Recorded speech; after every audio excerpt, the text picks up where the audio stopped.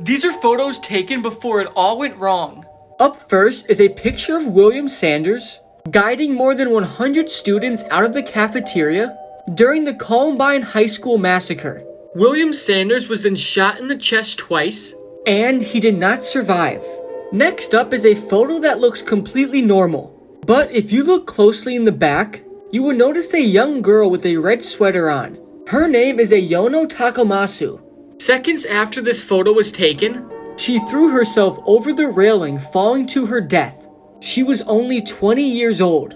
Finally is a picture of Paul Walker getting into the car that eventually crashed and took his life. 1 minute you cannot have a worry in the world, and then the next minute you could be dead.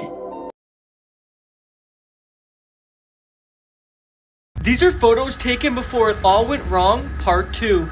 Up first is a picture of two hunters who might have just got the kill of their life. But this picture is much more sinister than you thought. If you look in the background, you can see another bear getting ready to attack. The man on the right was brutally attacked by this bear and almost died from the injuries. Next up is a picture of a man who was riding a bike. He then suddenly fell over a fire pit and he landed directly on it. His stomach was completely burned, and it took this man more than 2 years to recover from this injury. Finally is a picture of a man who was pushed onto the subway rails. The man was then unable to pull himself up back to the platform, and this picture captures his final moments before the subway train ended his life. These are photos taken before it all went wrong, part 3. This picture is of a girl named Exnia who climbed a 30-foot bridge. But seconds after this photo was taken, she lost her balance and fell. But she did not die from the fall itself. As she was falling, she tried to grab onto some wires, and she then got electrocuted to death by 1500 volts. Next up is a picture of the Canadian junior hockey team, the Humboldt Broncos. This was the last photo ever taken of them, because on their way to their next game, their team bus was hit by a tractor trailer, and the crash killed 16 people in this photo. These are photos taken before it all went wrong, part 4. Up first is a picture of a young firefighter who was running towards the Twin Towers on the morning of 9/11. This is the last photo ever taken of him, and sadly he died in the buildings when they fell down. Next up is a picture of Pavel Kashin.